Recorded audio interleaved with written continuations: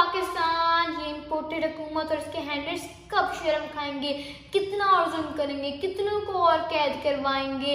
आप लोगों को लगता है ना कि वक्त बदलेगा नहीं, वक्त एक जगह पे ही रुक जाएगा। ये वक्त बदलेगा और इंशाल्लाह बदल रहा है।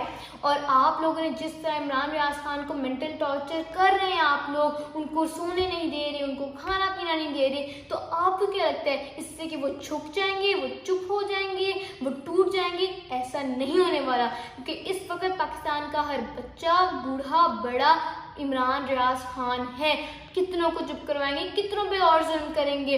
और मेरी चीफ जस्टिस ऑफ पाकिस्तान से रिक्वेस्ट है कि जिस तरह इन शरीफों और इन जरदारियों के लिए रात 12 बजे अदालतें खुलती हैं और फिर उनके हक में फैसला भी दिया जाता है, तो अगर आप कहते हैं ना कि हमारे मुल्क में हमारे लिए भी कानून है, हम सादा आवाम के लिए भी कानून है, तो हमारे लिए भी रात 12 बजे अदालतें खुली जाएं। आप लोग रात 12 बजे उठें और सिर्फ खोले ना अदालतें, हमारे हक में फैसला भी दिया जाए। और जिस तरह इन शरीफों और इन जरदारियों को प्रोटेक्शन मिलती है, तो उसी तरह हम आम आवाम को, मेरे और इमरान रियाज खान जैसे लोगों को भी प्रोटेक्शन दी जाए।